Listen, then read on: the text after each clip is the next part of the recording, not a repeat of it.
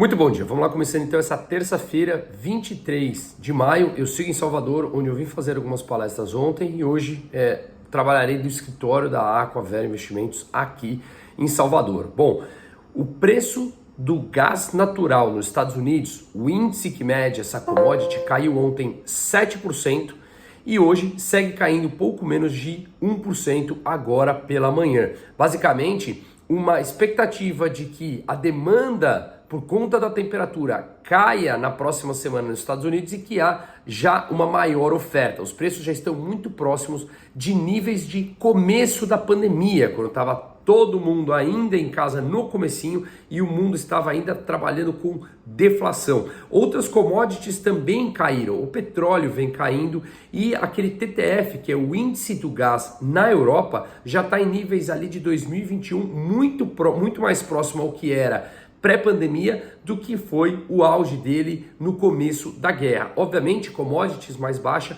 ajudam a conter a inflação no mundo, que ainda está resiliente, como outros banqueiros centrais vêm falando, como falou os banqueiros centrais numa reunião aqui na América do Sul, entre o presidente da Colômbia, Chile, Brasil, mostrando que o núcleo da inflação ainda está persistente e longe das metas dos bancos centrais, e também nos Estados Unidos e na Europa. Inclusive nos Estados Unidos, começou mais discurso de integrantes do Federal Reserve, o Banco Central Americano, de que pode ter ainda mais alta de juros, não apenas se manter no patamar atual, mas subir. Veremos, eu ainda aposto por uma manutenção nos patamares atuais. Mas o núcleo da inflação, ou seja, aquela leitura dos dados, dos preços, quando você retira alimentos e energia, ele continua muito longe da meta e continua muitas vezes crescendo ainda. Então, isso mostra que a inflação está resiliente, mais disseminada na sociedade como um todo. O setor de serviços nos Estados Unidos apresentou uma alta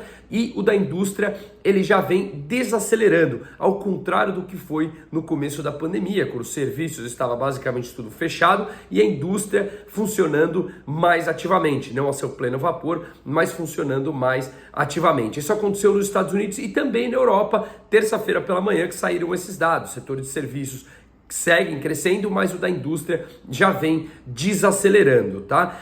Basicamente o que o Banco Central Europeu falou ontem é que por conta desses fatores ele deverá subir sim ainda mais a sua taxa de juros. O Banco Central Americano, o mercado já espera que se subir é mais uma vez, mas que deverá manter, e com isso a gente vê o euro que veio ganhando força, ontem rompeu 1,08 por dólar, por conta dessa eventual mais tempo ainda de alta de taxa de juros na Europa do que nos Estados Unidos, tá? Aqui no Brasil o que a gente viu foi que o arcabouço fiscal recebeu 40 emendas na Câmara. Basicamente o que os partidos de esquerda querem é que não haja veto do Bolsa Família e que o pagamento do Bolsa Família esteja fora do teto.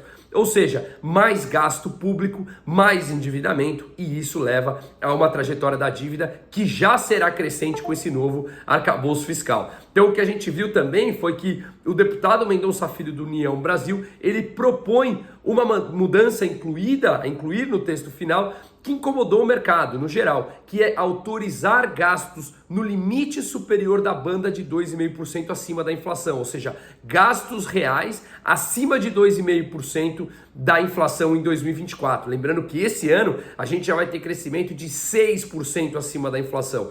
Cresce o gasto acima da inflação, o que no antigo teto não permitia gastar acima da inflação, e obviamente o endividamento público piora, a capacidade de atrair capital piora, a moeda desvaloriza, isso pode levar à inflação. Claro, estou falando no médio prazo, portanto esse arcabouço fiscal ele é ruim economicamente no médio e no longo prazo. Ainda o que a gente viu foram as centrais sindicais, sempre elas se mobilizando contra restrições desse novo arcabouço, porque segundo eles, eles não apoiam essas restrições à folha salarial e à contratação de funcionalismo público, ou seja, em momentos em que o governo não cumprir o arcabouço fiscal, eles não poderão contratar mais funcionários públicos ou subir o salário mínimo. Isso eles são contra, ou seja, são a favor de mais gasto público, porque eles realmente acreditam que gastar mais não leva à inflação e uma deterioração de poder de compra das pessoas mais pobres no país. A acompanhar e uma ótima terça-feira para todo mundo.